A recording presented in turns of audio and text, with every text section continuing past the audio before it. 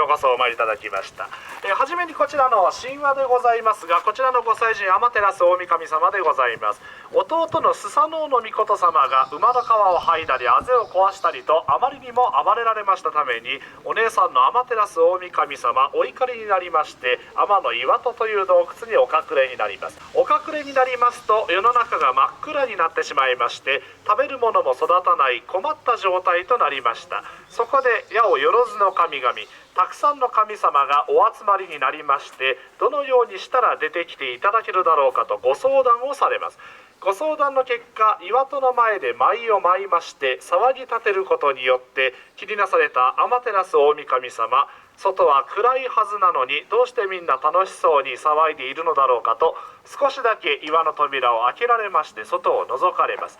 その隙間から田力尾の御事様が手を入れまして、扉を外して投げ飛ばしまして、天照大神様に出てきていただいて世の中が平和に戻るという神話がございます。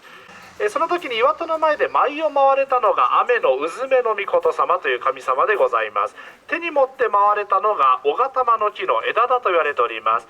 こちらのご神木も小頭の木でございます。毎年秋頃になりますとブドウのような形をした硬い実がなります。その形から現在の神楽の時に手に持って舞います神楽鈴の形ができたと言われておる木でございます。はい、こちらから見えておりませんが50メートルほど向こうです。拝殿の裏側ですが天の岩戸という洞窟がございます。こちらのご神体でございまして拝殿のまっすぐのところにございます。お直り願います。